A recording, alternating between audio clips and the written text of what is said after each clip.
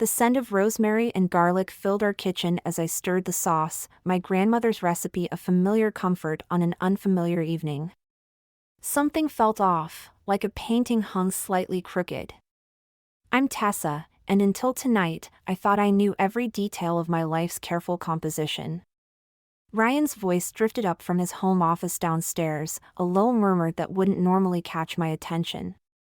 But there was something in his tone, intimate, gentle, nothing like his usual business calls.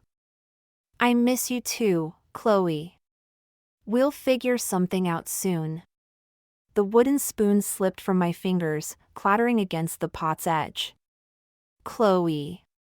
His sister Chloe, I told myself. But Ryan was an only child. He'd told me that a dozen times over our 8 years together. The sauce began to bubble aggressively, matching the sudden churning in my stomach. No, she doesn't suspect anything. You know how focused she gets with her cases. My hands gripped the counter's edge until my knuckles turned white. The kitchen timer chimed, shrill and accusatory. I reached to silence it, but my trembling fingers knocked over the glass of wine instead. Red liquid spread across the white marble counter like blood. I have to go, Ryan's voice grew closer. Tessa's cooking tonight. Yeah, I know. I'll call you tomorrow. I grabbed paper towels, mechanically wiping up the spill as footsteps approached. Ryan appeared in the doorway, his face arranged in that perfect smile I'd always loved. Now it looked like a mask. Something smells amazing, he said, crossing the kitchen to kiss my cheek. His cologne, usually comforting, made me want to gag. Just trying something new, I managed, turning back to the stove. How was your call? Oh, just work stuff. Nothing interesting. He reached past me for the wine bottle, his wedding ring catching the light. Need any help? I shook my head, stirring the sauce with mechanical precision. I've got it under control. But I didn't. Not anymore. Everything I thought I knew about my marriage was dissolving like sugar in hot water, leaving behind a bitter residue of questions. Who was Chloe really? How long had this been going on? And most importantly, what was I going to do about it? You okay? Ryan asked, touching my shoulder. You seem tense. I forced a smile, already feeling the weight of secrets settling between us. Just a long day at the office. Nothing interesting. The sauce bubbled over, hissing as it hit the burner. Sometimes the smallest lies are the ones that burn the hottest. I stabbed at my salad, pushing cherry tomatoes around the plate while Megan studied my face across the bistro table. The lunch crowd buzzed around us, their chatter a welcome shield against the weight of what I needed to say. You haven't touched your food, Megan said, setting down her fork. And you've barely said 2 words since we sat down. What's going on? Ryan has a sister. The words tasted bitter. Except he doesn't. Megan's eyebrows drew together. What do you mean? I overheard him on the phone last night with someone named Chloe. He called her his sister when he introduced us last month at that charity gala, remember? My voice cracked. But Ryan's an only child. He's told me that for 8 years. Are you sure about the phone call? Maybe it's not what you think. I pulled out my phone, showing her the photo I'd taken this morning, Ryan's browser history, carelessly left open. Searches for romantic getaways, jewelry stores. He's been deleting his text messages too. I checked. Megan's face hardened. That son of a bitch. I don't know what to do, I whispered. Part of me wants to confront him, but... Don't. Megan reached across the table, gripping my hand. Listen to me, Tessa. When Mark cheated, I confronted him immediately. No, what happened? He had time to cover his tracks, delete evidence, spin stories. You need proof first. The waiter appeared, refilling our water glasses. We waited until he left before continuing. I feel like I'm going crazy, I admitted. Like maybe I'm seeing things that aren't there. You're not crazy. You're a lawyer, for God's sake. Trust your instincts. My phone buzzed. A text from Ryan. Chloe's stopping by later to drop off some documents.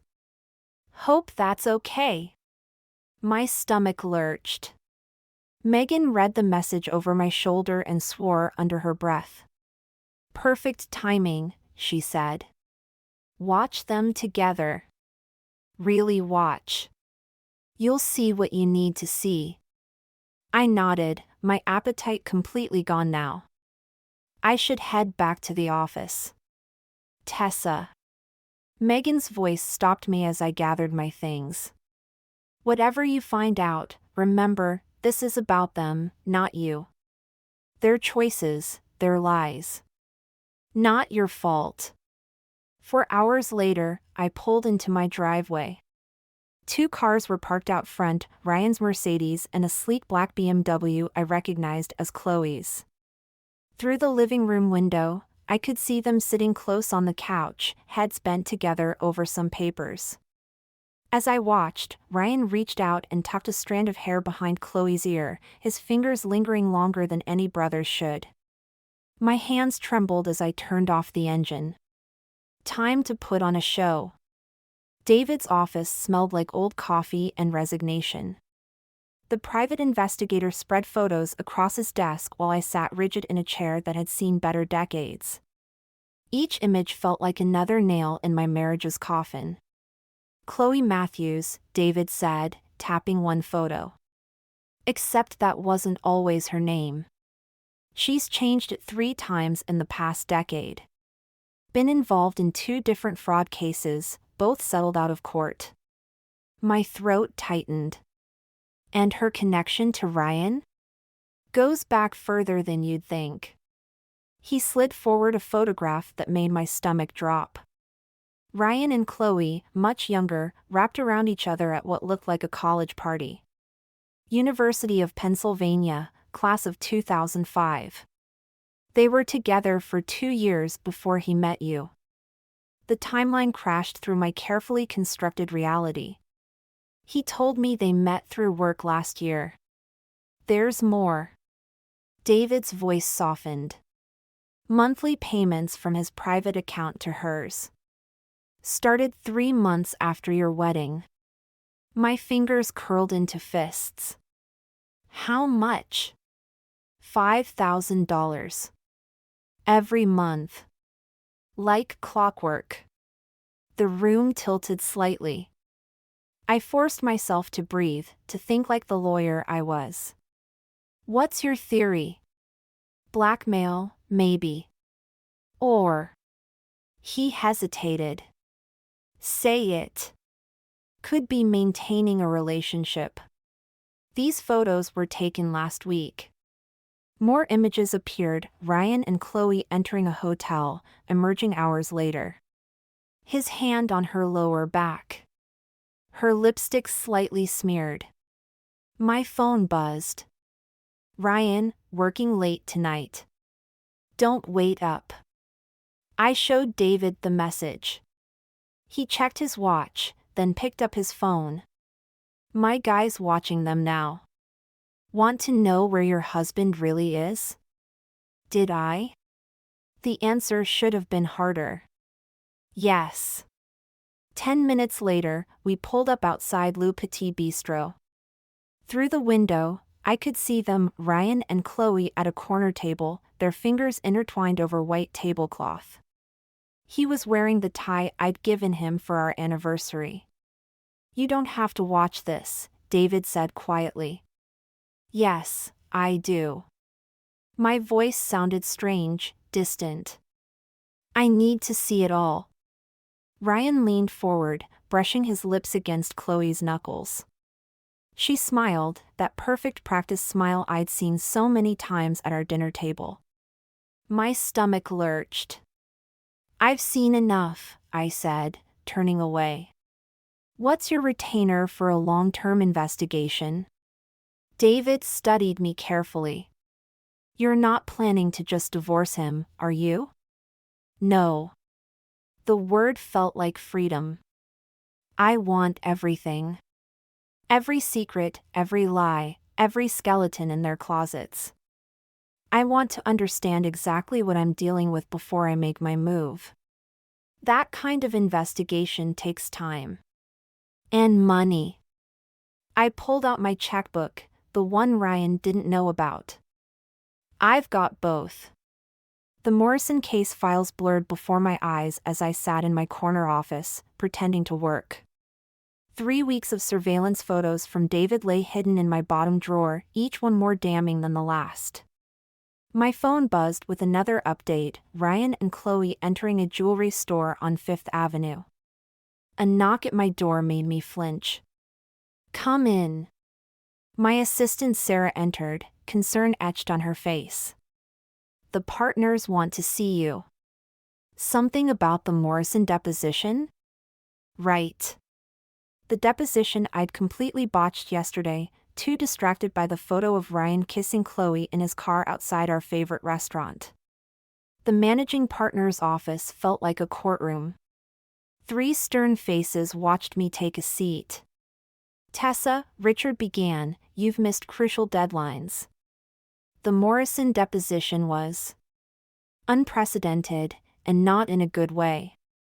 I straightened my spine. I can explain.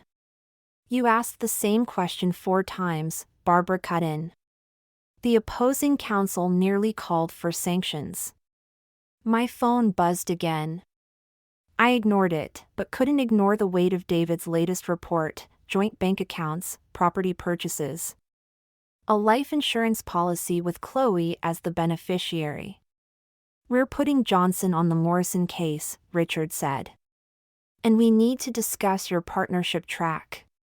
The words hit like physical blows. 8 years of perfect performance reviews, sacrificed weekends. Missed vacations, all crumbling because I couldn't compartmentalize my disintegrating marriage. I understand, I heard myself say. I'll do better.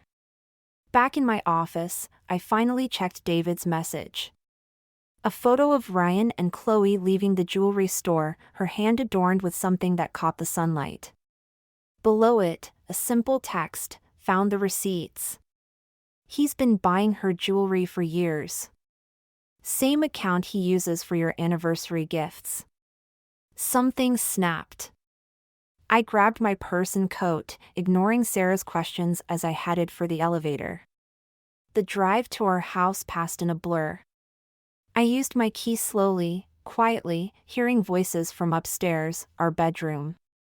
It's perfect, Chloe's voice drifted down.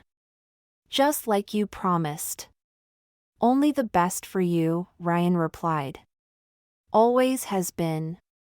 I stood at the bottom of the stairs, paralyzed between flight and fight. Then I heard Chloe laugh, that same laugh I'd heard at our dinner table, in our living room. At every carefully orchestrated gathering where she played the role of devoted sister. My hand found my phone, fingers typing a message to David, I'm ready. Whatever it takes. Find me everything. The response came immediately, meeting tomorrow. 8 a.m. Bring your checkbook. And Tessa? There's more. Much more. I left as quietly as I'd come, leaving them to their perfect moment. They'd have plenty of time for regret later. The storage unit smelled like dust and secrets. David's flashlight beam swept across stacked boxes, each labeled with dates stretching back 15 years. Ryan's secret life, archived and forgotten. Found these in a sweep of his old properties, David said, pulling down a box marked 2005 to 2007. Previous tenant recognized Chloe's photo. Said they lived there together before he met you. My latex gloves crinkled as I opened the box. Inside, beneath carefully preserved photos and letters, lay a small velvet box. The engagement ring inside was identical to mine. "There's more," David said quietly. "Bank records show he bought two. Same day, same store. Different sizes." A letter caught my eye, Chloe's flowing handwriting filling the page. "My dearest Ryan, I'll wait as long as it takes. Our plan will work, she'll never suspect." My phone buzzed. "Ryan, missing you. Dinner tonight?" "He's getting sloppy," David observed. "Used to be more careful about covering his tracks. Or he's planning something." I showed him Ryan's recent transactions, large withdrawals, property listings in Vancouver. "He's preparing to leave." "With her?" "With everything." I pulled out another document, power of attorney forms, backdated, with my forged signature. "He's been moving our assets for months. If I hadn't started looking." A noise outside made us freeze. Footsteps approached, then passed. My heart hammered against my ribs. "We should go," David warned. "Security makes rounds every hour." But I couldn't stop reading. Each letter revealed more of their elaborate deception, planned meetings, secret accounts, strategies to manipulate me. The final letter was dated last week. "My love, everything's ready. Once the transfer is complete, we'll finally be free. She suspects nothing. 2 more weeks." My hands shook as I replaced everything exactly as we'd found it. Outside, the night air felt thick with betrayal. "What's your next move?" David asked, watching me carefully. I checked my phone again. Ryan's dinner invitation waited for an answer. 8 years of marriage, built on carefully constructed lies. Every anniversary gift, every romantic gesture, all performed for an audience of one, while his true devotion lay elsewhere. "Accept the dinner invitation," I said finally. "Tell no one about what we found." "And David? I need you to do something else for me." "What's that?" "Find out everything you can about those power of attorney documents. Every person involved, every signature, every detail." My voice sounded strange, even to me. "They think they're playing chess. Time to show them they're not the only ones who can move pieces on the board." I typed my response to Ryan, "Can't wait. I have something special planned." The truth was a weapon, and I finally knew how to use it. The private dining room at Le Cirque felt like a stage set for a tragedy. I'd chosen everything carefully: the intimate corner table, the bottle of Bordeaux Ryan and Chloe had shared on their secret dates. Even wearing the perfume he'd given me last Christmas, which I now knew was Chloe's favorite. "This is wonderful," Chloe said, touching Ryan's arm. "We don't get enough family dinners anymore." I smiled, fingering the USB drive in my pocket. "No, we certainly don't." Ryan raised his glass. "To family." The word tasted like poison. I took a sip of wine, watching them exchange glances when they thought I wasn't looking. The waiter appeared with our appetizers, and I nodded slightly to David, positioned discreetly at the bar. "Actually," I said, pulling out my laptop, "I prepared a little presentation." Ryan's face flickered with confusion. "Honey, during dinner? Trust me, you'll want to see this." The projector hummed to life, displaying their emails on the wall behind us. It's quite the love story. The color drained from both their faces as I scrolled through 15 years of correspondence. Their secret meetings, the duplicate engagement rings, the forged documents. "Tessa," Ryan started, but I held up my hand. "Don't worry, I made copies for everyone." I slid folders across the table. including the SEC, regarding those creative accounting practices you've been using to fund your little romance. Chloe's hand trembled as she opened her folder. These are private. Private?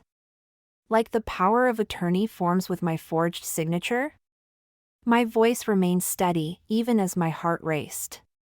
Or private like the property you bought together using money from our joint accounts?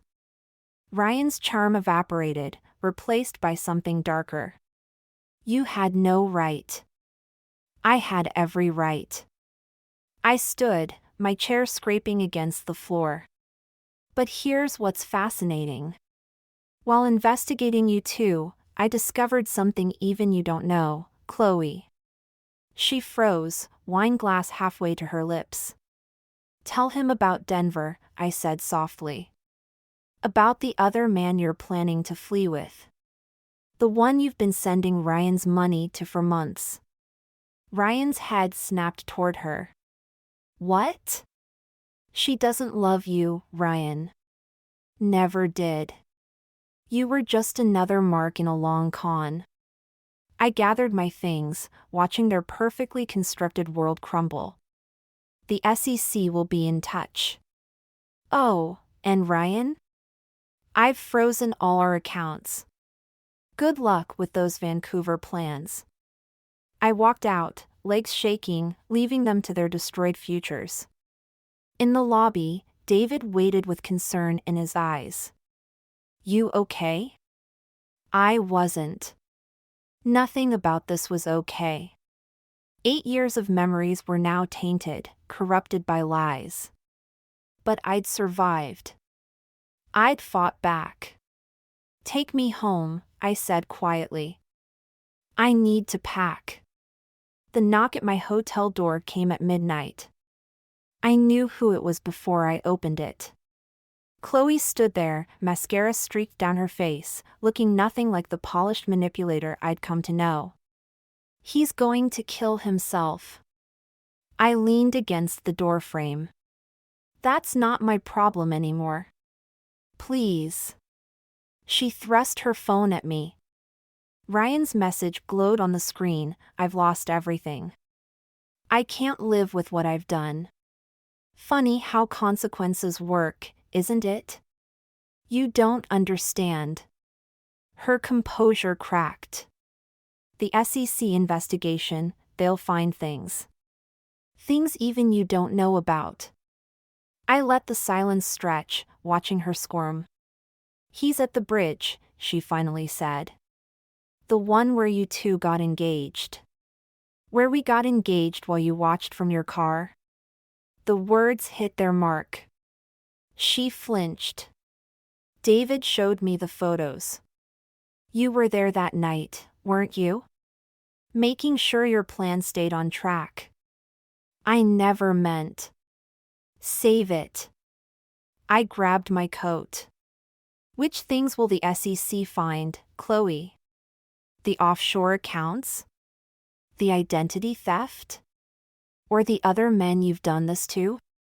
Her face went white. How did you? I'm thorough. More thorough than either of you expected. I stepped into the hallway. You're not the only one who can play a long game. The drive to the bridge was silent. When we arrived, Ryan stood at the railing, swaying slightly. The night air carried the scent of rain and desperation. Ryan, Chloe called out, rushing forward. Don't. Stay back. His voice was raw. Both of you. I moved slowly, keeping my distance. Going to jump? Or just practicing for your next performance? You destroyed everything. No. My voice cut through the night. You did that. Both of you. I just exposed the truth. The truth? He laughed bitterly. The truth is I loved you both. And now I have nothing. Wrong again. I pulled out my phone, showing him the email I'd received an hour ago. The SEC isn't just investigating you. They're offering me immunity to testify about everything. Including things Chloe doesn't know you did. His eyes widened. Behind him, Chloe went still. So jump if you want, I continued. But know this, I won't carry the guilt. And tomorrow, everyone will know exactly who you both really are. Ryan stepped back from the railing, defeat replacing desperation. Chloe reached for him, but he shoved her away. You used me, he whispered. We used each other, she replied. I turned and walked away, leaving them with the wreckage of their choices. My phone buzzed, David checking in. I texted back 3 words. It's finally over. The realtor's sold sign cast a long shadow across our former lawn. I watched from my car as the new owners toured their purchase, a young couple, holding hands, pointing at features they probably planned to change. Their future hadn't been built on lies. My phone buzzed with a news alert: financial executive pleads guilty in fraud case. Ryan's face stared back from the screen, older now, defeated. The article mentioned his cooperation with authorities, his reduced sentence. No mention of Chloe. The envelope on my passenger seat felt heavier than paper should. I'd recognized her handwriting immediately, but had waited 3 days to open it. Inside, a single photograph, Ryan and me on our wedding day, Chloe visible in the background, watching. On the back, she'd written, I'm sorry. Not for loving him, but for making you collateral damage. My phone rang, David. They found her, he said without preamble. Denver police picked her up trying to run the same scheme with another mark. I closed my eyes. Was any of it real? Any of it at all? Does it matter anymore? The new owners noticed my car, waving uncertainly. I waved back. These strangers who would sleep in my bedroom, cook in my kitchen, build their own stories within those walls. No, I said finally. I guess it doesn't. I drove to Megan's house, where boxes of my old life waited to be sorted. She opened the door before I knocked, concern etched on her face. You saw the news? I nodded, following her inside. On her coffee table lay divorce papers, finally signed. Next to them, a job offer from a law firm in Chicago, my fresh start, if I wanted it. You know what's strange? I picked up the papers. I thought revenge would feel different. Better. Or worse. But it just feels real, Megan finished. It feels real. She was right. The fantasy of revenge had been clean, satisfying. The reality was messy, complicated, lined with collateral damage and unintended consequences. But it was honest. Unlike the perfect life I thought I had, this pain, this ending, it was all true. I pulled out my phone, deleted the news alert, and picked up the job offer instead. Want to help me apartment hunt in Chicago? Megan smiled, understanding what I wasn't saying. Sometimes moving forward means leaving even the revenge behind. Outside, storm clouds gathered, but for the first time in months, I didn't check the weather. Some things you just have to let unfold on their own.